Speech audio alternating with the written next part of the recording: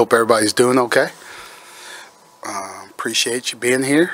And I guess before we start basketball, shout out to football for making the Rose Bowl game. It's pretty dope accomplishment, for the season that they've had. So to see them get recognized for that is pretty cool. And then women's volleyball still rolling. So great weekend for them, and good luck to them on Thursday. I believe they play at Wisconsin. So, fired up to continue to cheer for everybody else that's going and playing right now.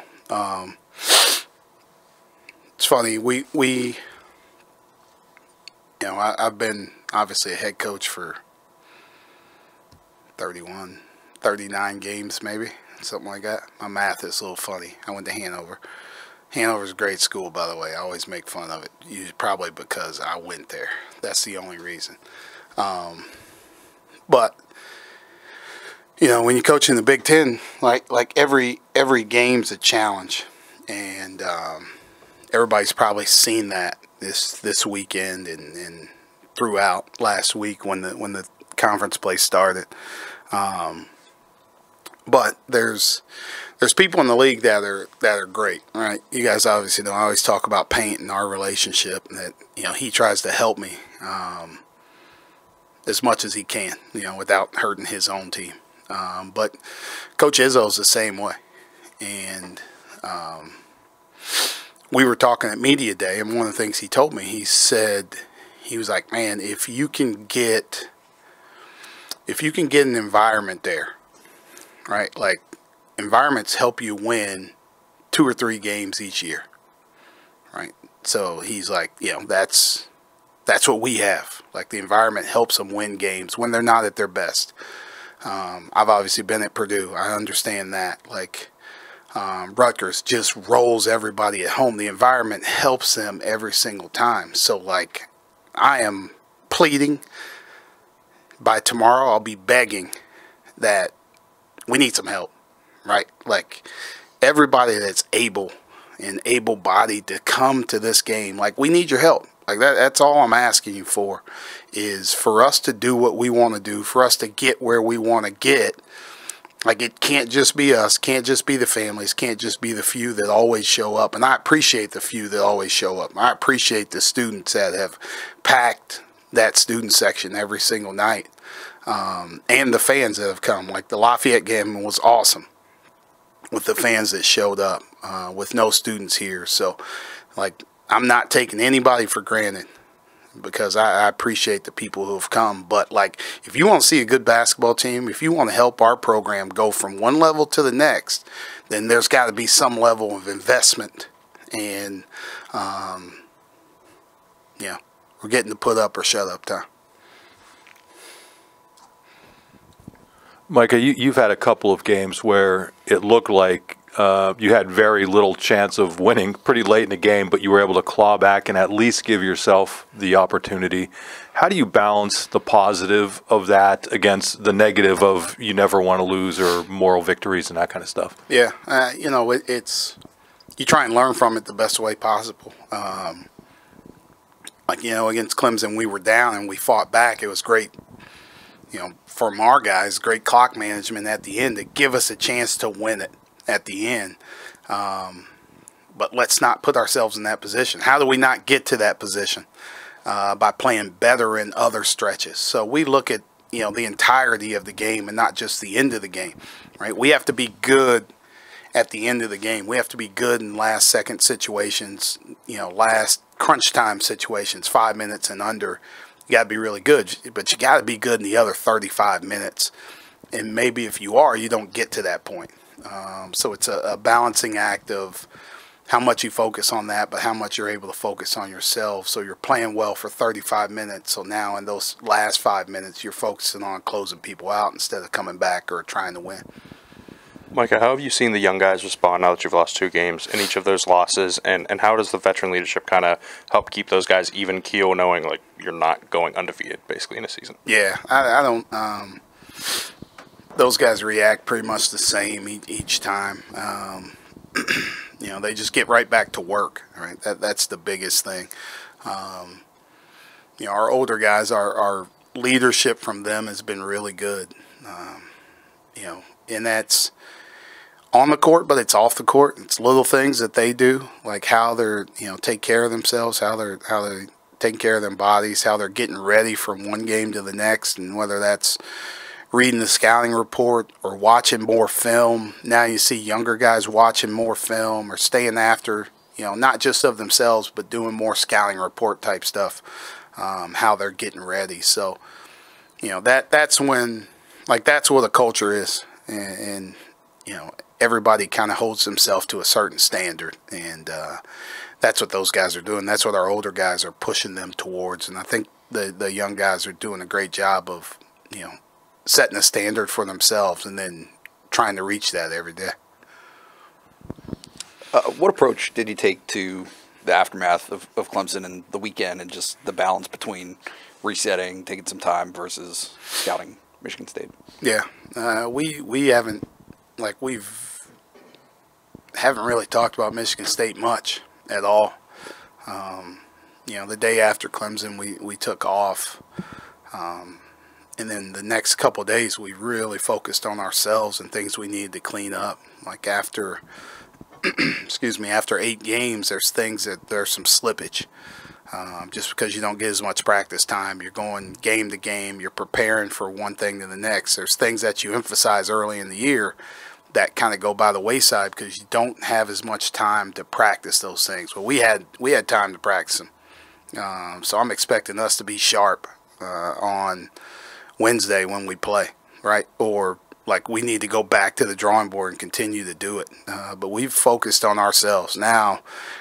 We've done a little bit of Michigan State, but now these next 2 days is really going to be focused on what we need to do offensively and defensively to be successful against them. But we spent a lot of time on ourselves, and if we're sharp where we need to be, if we're taking things from practice to the game, hopefully we're in a good place.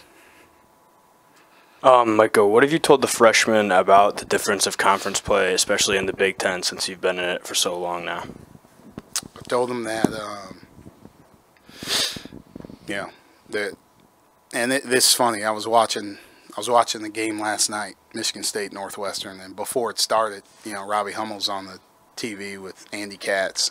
They're talking about whatever. They're talking about the game leading up to it, and Robbie said it. He's like, he goes, no matter if I was playing, no matter if Mateen Cleaves was playing, or the team right now,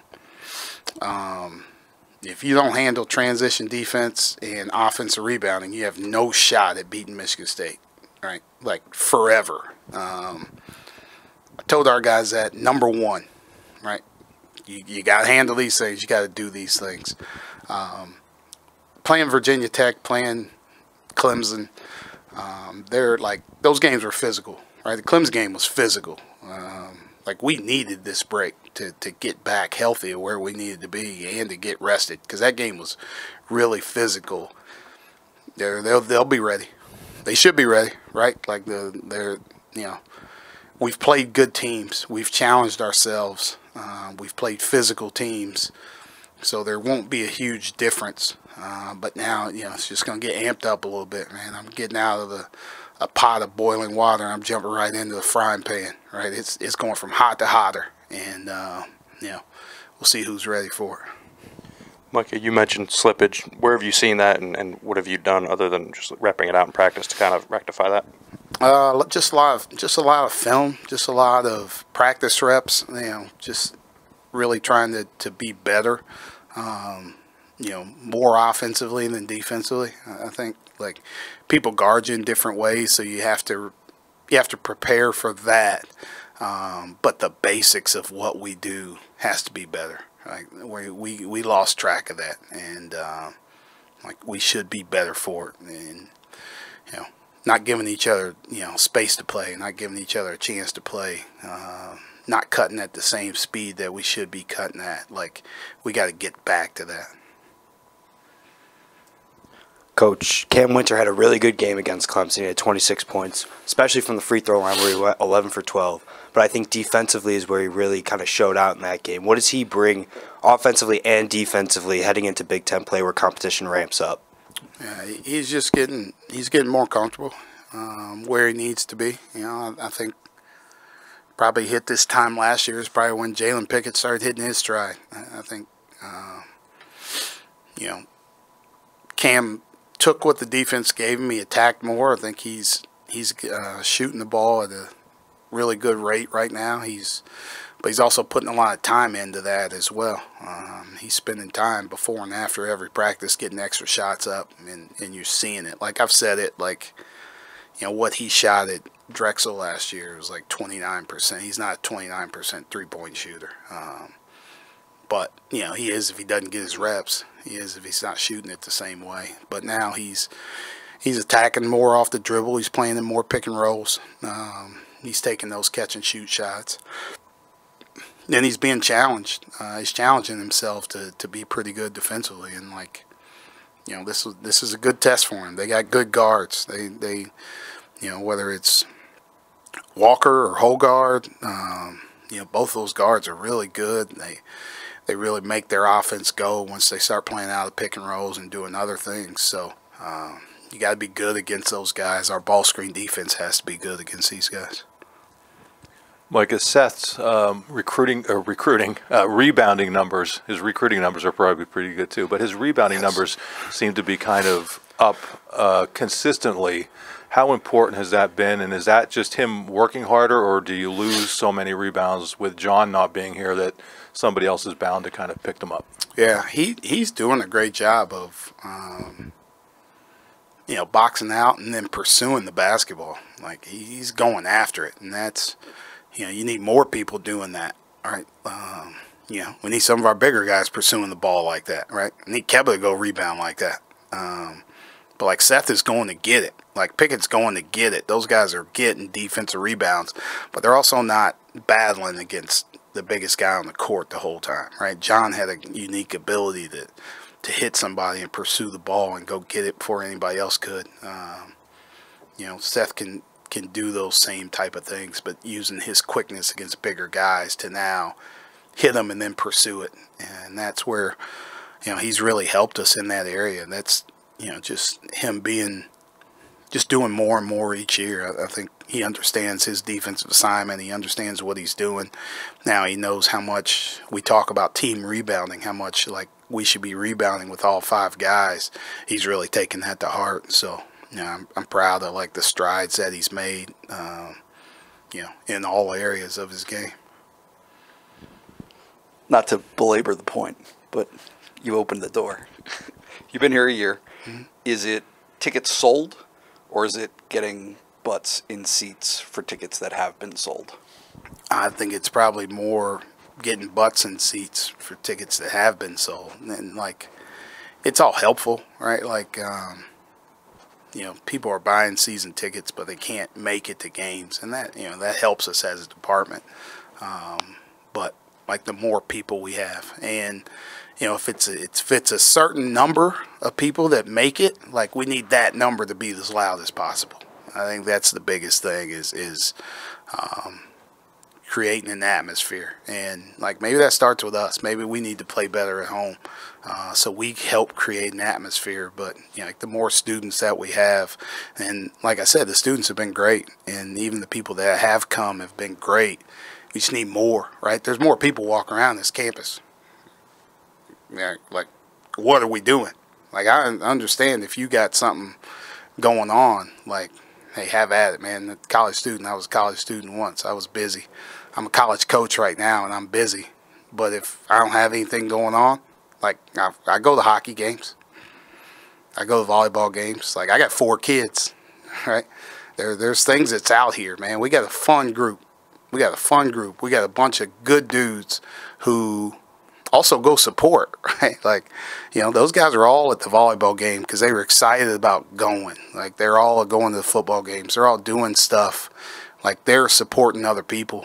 I'm just asking for somebody to support them. If I had a group of, cover your ears, Chelsea. if I had a group of assholes on my team, yeah, don't come watch them. I wouldn't enjoy watching them either, but that's not who we have, right? We have good kids. We have kids that are working hard in the classroom. We have kids that are, like, doing things in the community for people. We play a style of basketball that's fun to watch. We play hard as hell every single possession. Like, we're just competing. Like, you know, if you can't appreciate that, I don't know what you want to appreciate. I don't know what you want to watch. So, you know, tomorrow I'll be begging.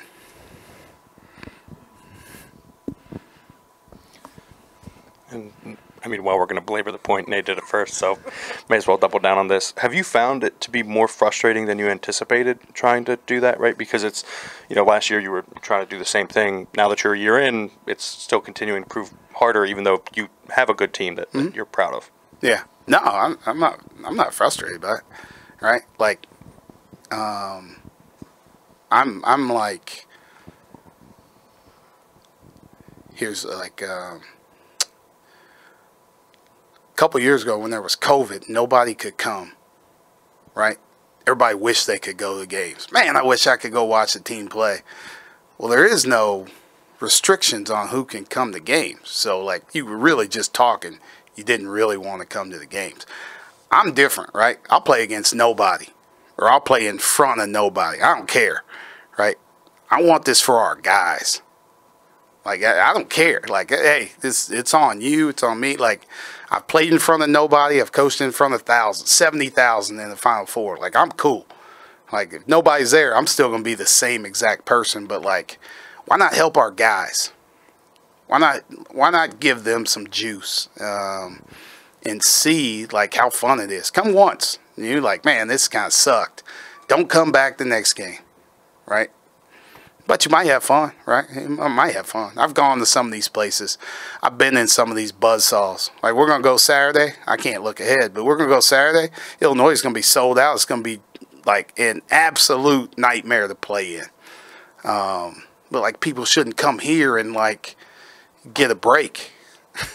Shouldn't come here and be like, yeah, this is great. I'm glad we're going to Penn State, right? Because it's not the same atmosphere. It's not the same environment. So if we get 1,000, if we get 2,000, make it the loudest 2,000 we can have, right? Make it as loud and as rowdy as possible. So they're like, man, this is, hey, they didn't have the same numbers that they had at Maryland the other night against Indiana, but it was just as loud in there. It was just as active. It was just as rowdy, right? Do that for our guys. Like, not for me. Not for me. I don't care. I don't care. I'm a coach in front of zero. And I'm a coach the same exact way as if 80,000 people were in there. But, like, help these guys. Let's accomplish something together, right? Let's get to the NCAA tournament together. Let's not wait until February to try and rally our team to the tournament. Like, why can't we do it in December? It's helpful. Coach, the student section got switched this year as well, talking about the environment. How has that helped you guys with them being right behind the bench, and even on the opposing team's bench as well, rather than being, like, across the court from you guys? That group's been great. Like, they've been about as rowdy as you can get, man. And it's spurred us on. Like, when we were struggling against Butler, you know, I apologize, but I'm yelling at them to get up and stand up and yell and cheer. And when it happened, we went on a run immediately. Immediately, our guys responded to that. And, you know, so I'm happy with where they are. I love it. They might hear some stuff, you know, coming from the home coach's box. I guess I don't really have a coach's box. The home coach's sideline, because I use the whole entire sideline. But it's nothing they haven't heard at a frat house before.